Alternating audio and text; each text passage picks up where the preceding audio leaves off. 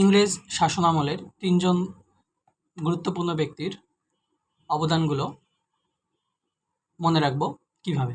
So শুরু করা যাক। প্রথম শুরু করব ডালহৌসিকে দিয়ে।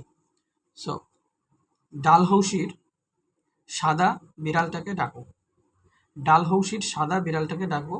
সাদা থেকে হচ্ছে সত্য বিলোপ নীতি, বিতে বিধবা বিবাহ আইন, রালতে রেল যোগাযোগ ব্যবস্থা, টাকে টেলিগ্রাফ লাইন স্থাপন, আর ডাকোতে ডাক যোগাযোগ প্রতিষ্ঠা। এগুলো ছিল লর্ড ডালহৌসির অবদান। সাদা সত্য বিলোপ নীতি, বিড়াল, বিতে হচ্ছে বিধবা বিবাহ আইন, রালতে রেল যোগাযোগ ব্যবস্থা, টাকে টেলিগ্রাফ লাইন স্থাপন, আর ডাকোতে ডাক যোগাযোগ প্রতিষ্ঠা। এরপরে যার অবদানগুলো মনে রাখবো তিনি হচ্ছেন কর্নওয়ালিস। সো কর্নওয়ালিসের অবদানগুলো এইভাবে মনে রাখবো।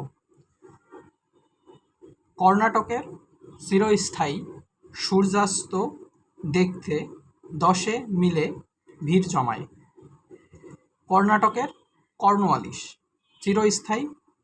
চিরস্থায়ী বন্দোবস্ত, সূর্যাস্ত আইন, 10 মিলে 10 সালা ভূমি বন্দোবস্ত, আর জমায় জমিদারি প্রথা। সো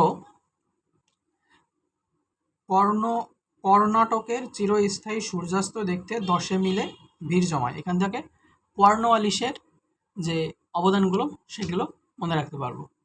এরপরে যার অবদানগুলো মনে রাখবো সেটা হচ্ছে লর্ড ক্যানিং। লর্ড ক্যানিং কী করছেন? সো লর্ড ক্যানিংয়ের ক্ষেত্রে ক্যানিং দিয়েই মনে রাখবো। সো ক্যাতে কাগজের মুদ্রা প্রচলন করছে, কলকাতা বিশ্ববিদ্যালয় প্রতিষ্ঠা করছে, এবং কপ বা পুলিশ ব্যবস্থা প্রতিষ্ঠা করছে। আর নিং হচ্ছে নীল কমিশন গঠন করেছিলেন লর্ড ক্যানিং। সো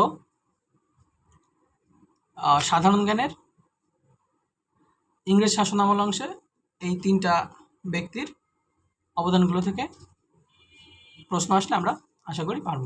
ঠিক আছে, ধন্যবাদ।